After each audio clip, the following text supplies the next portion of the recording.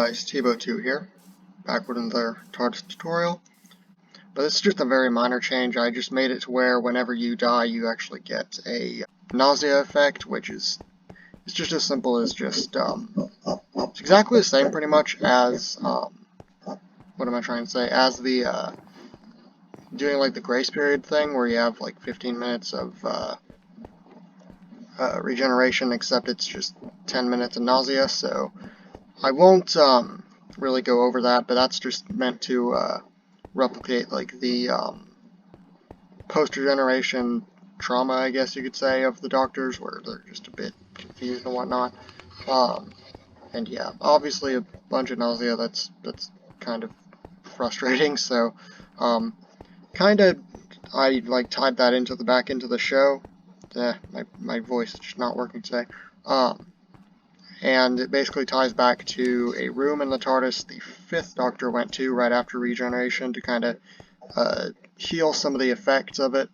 And that was the 0 room, so basically I just added a room.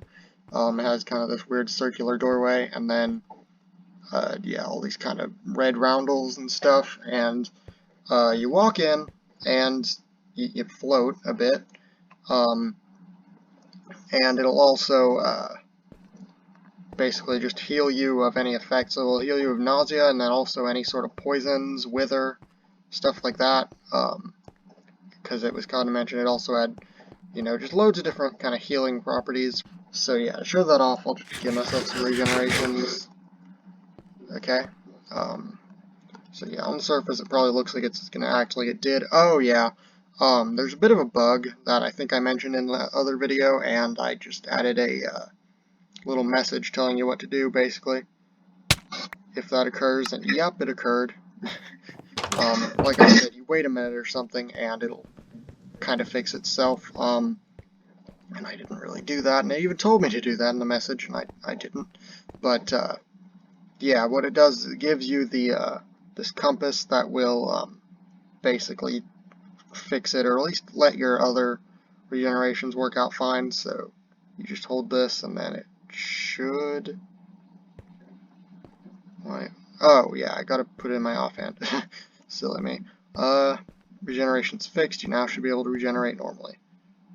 Okay, so here's the moment of truth. We regenerate, and one thing you'll see I've added, I don't know why the villager's invisible, but you can see the particles are now not flames, they're kind of the dust particles in orange, and then they're coming from 3 spots, and if the villager would actually show up, it looks like it's coming out of both my head and my hands now, and it will change the position of the hands relatively to the location, so it looks good.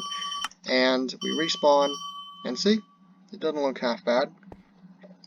Would have looked a little nicer if the villager had showed up, but yeah, clearly it was there because we were able to teleport to it. It just, I don't know.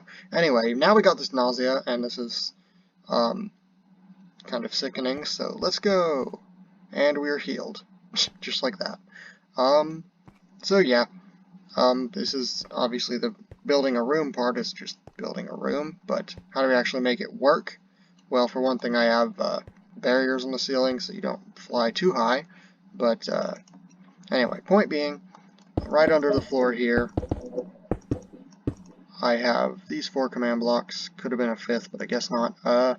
Okay, so the first one is effect clear at A within a distance of 2 blocks, the nausea effect.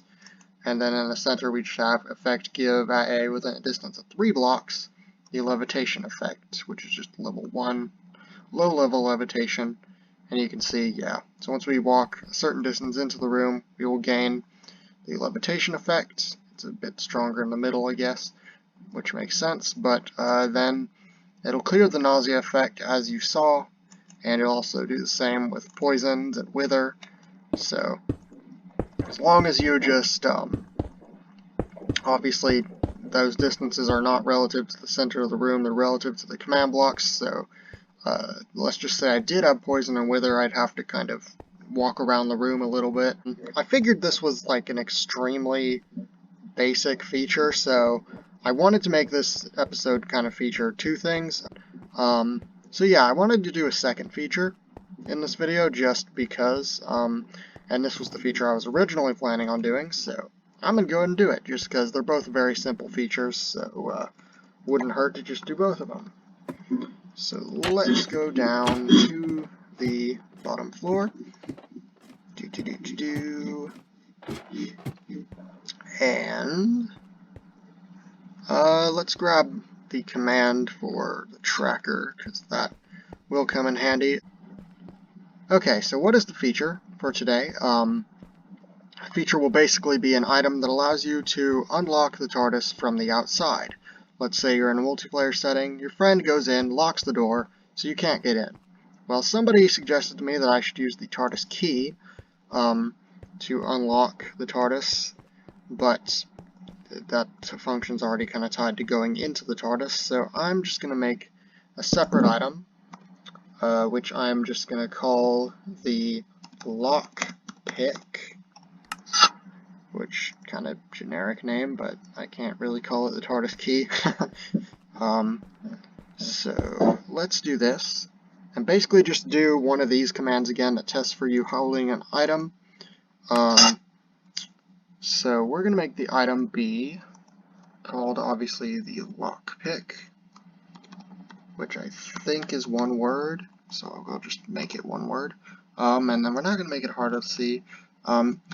Don't ask me why, but for some reason I envision this being a prismarine shard to lockpick. And let's see if it actually works. It should. Yes. Alright, so what do we want the lockpick to do? Well, let's go upstairs. So I think it's in here. This is the controls for the secondary control room. And yeah, door lock. I have this, which basically just checks if the comparator's on in the secondary control room, and if so, it'll turn on the comparator in, turn on or off the comparator in the other room. So basically, let's see.